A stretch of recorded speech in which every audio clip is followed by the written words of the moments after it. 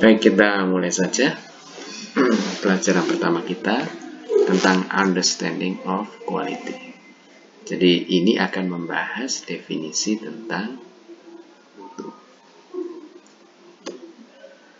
What is quality? Kalau ada pertanyaan seperti itu, maka ini akan membutuhkan jawaban yang tidak sederhana. Jadi sebelum kita menyampaikan definisi dari kualitas, kita awali dengan sebuah gambaran. Mutu itu seperti ini. Atribut yang digunakan untuk mendeskripsikan mutu itu tidak selalu sama, berbeda-beda. Ya.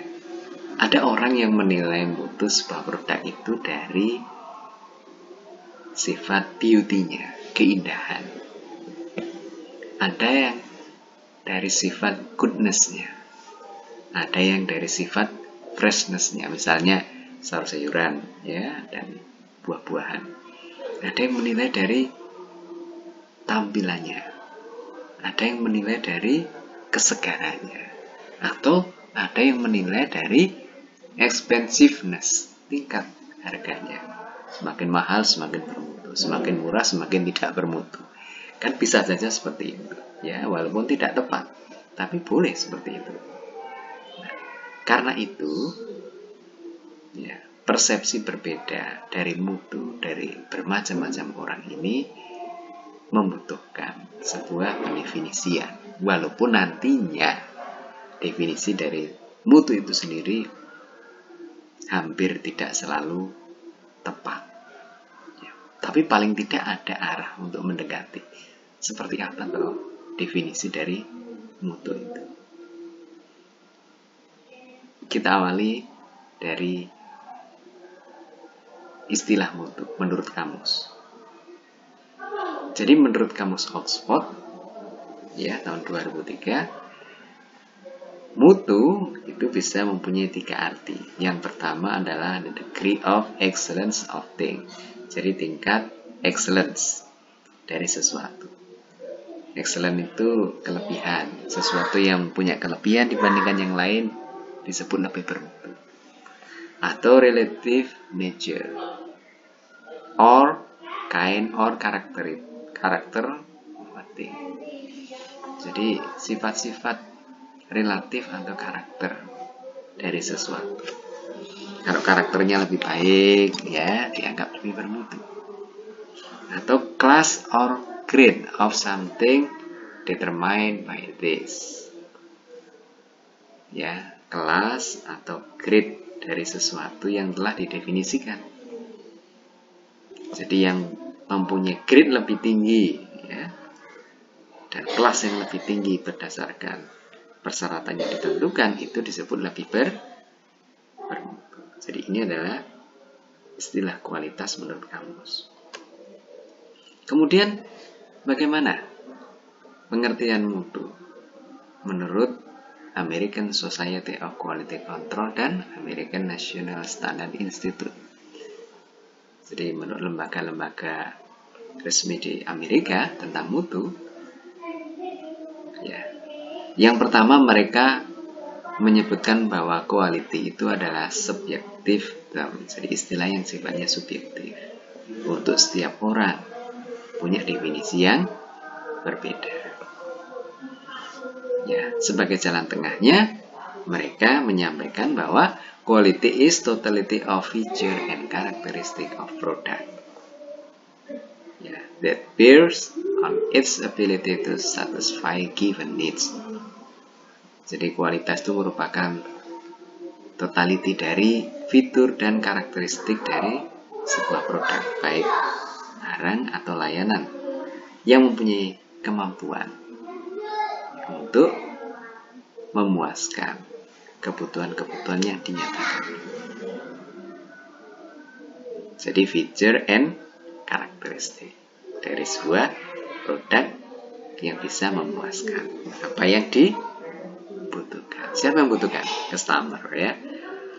Kemudian bagaimana Pengertian quality menurut ISO 9000. Nah, menurut ISO 9000 ini merupakan organisasi ya internasional ya yang menstandarisasi tentang banyak hal termasuk mutu ya. ISO 9000 itu merupakan standar dalam pelaksanaan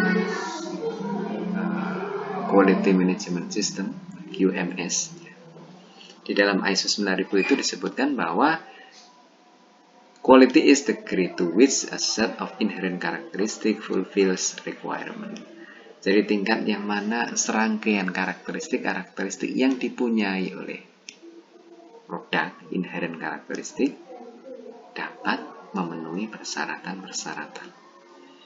Nah, apa itu karakteristik? Karakteristik itu merupakan distinguishing feature. Jadi feature-feature yang unik, yang berbeda.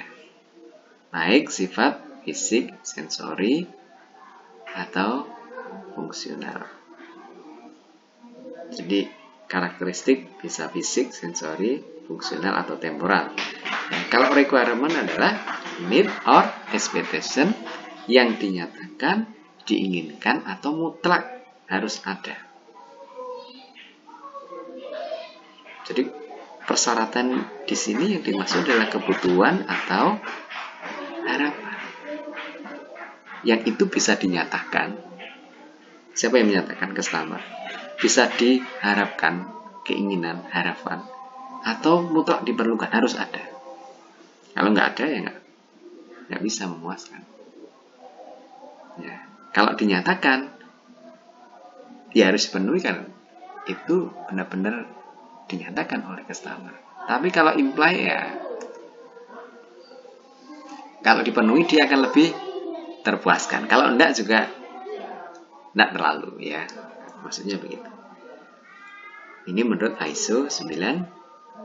Nah, kalau Anda melihat di slide ini ya, jadi mutu itu bisa didefinisikan berbeda menurut customer maupun organisasi. Kalau menurut customer ya, dia akan lebih menekankan kepada outcome, results, benefit.